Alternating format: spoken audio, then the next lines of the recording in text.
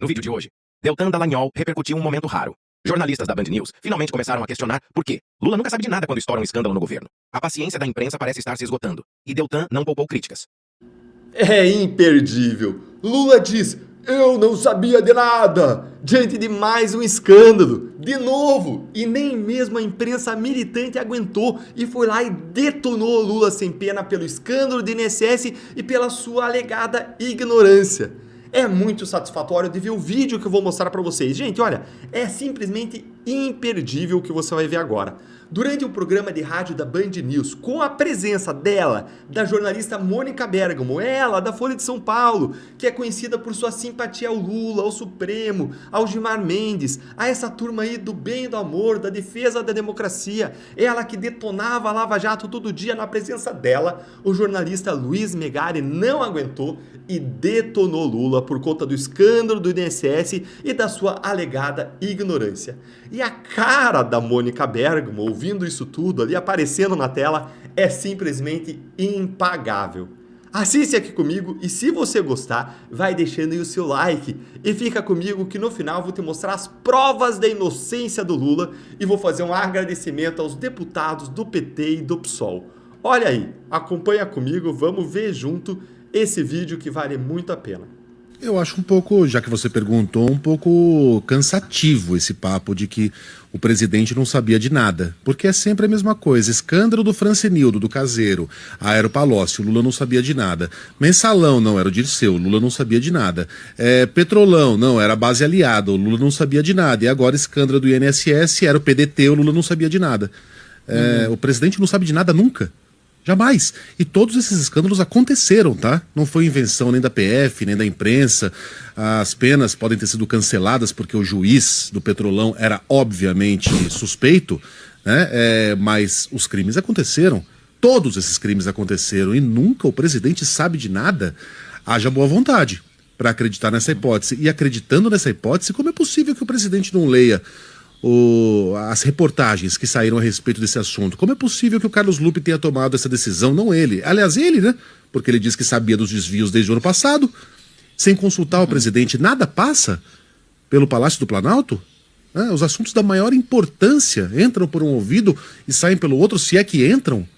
Haja boa vontade para acreditar e haja boa vontade para entender que alguém, sem saber de tanta coisa grave que acontece em Brasília, tem o controle do que está acontecendo no país. Não há boa hipótese. Mônica, se há alguma coisa que todo mundo sabia quando o Lula voltou à presidência, né, ganhou legitimamente a eleição 3 anos atrás, era que o PT não tinha o direito de errar no quesito corrupção. A história pesava demais sobre os ombros do país, do partido. Demais. A desconfiança era muito grande. Lula não voltou sob aclamação. Boa parte dos votos que recebeu foi de gente que tapou o nariz e votou 13 para evitar um segundo governo Bolsonaro.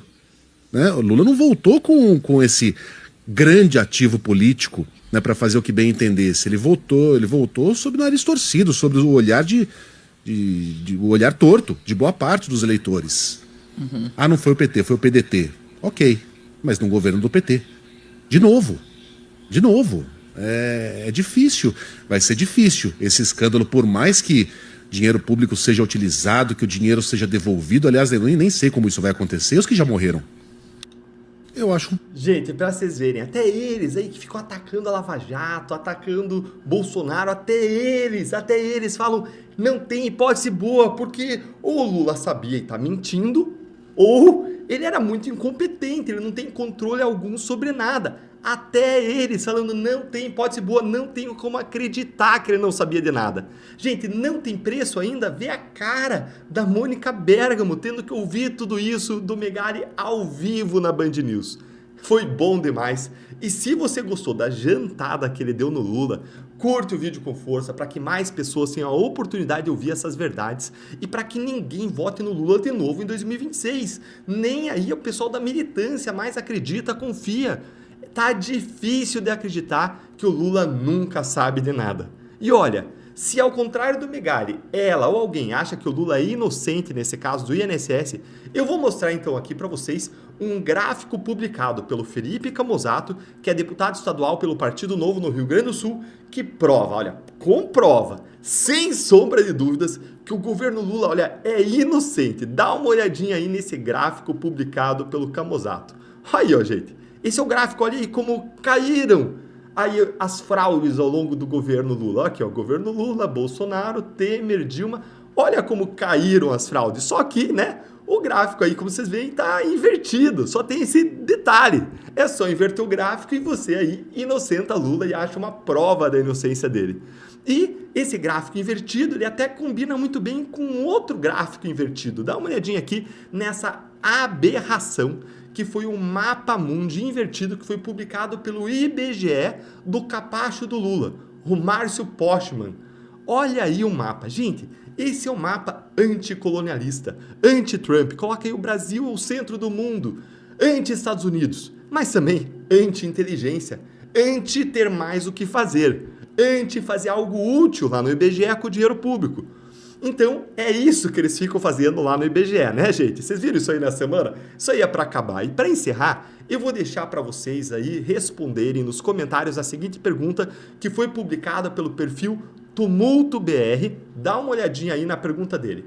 Se o PT diz que a culpa pela fraude no INSS é do Bolsonaro, por que é que a bancada do PT não assina a CPMI, hein? Essa resposta vale 219 bilhões.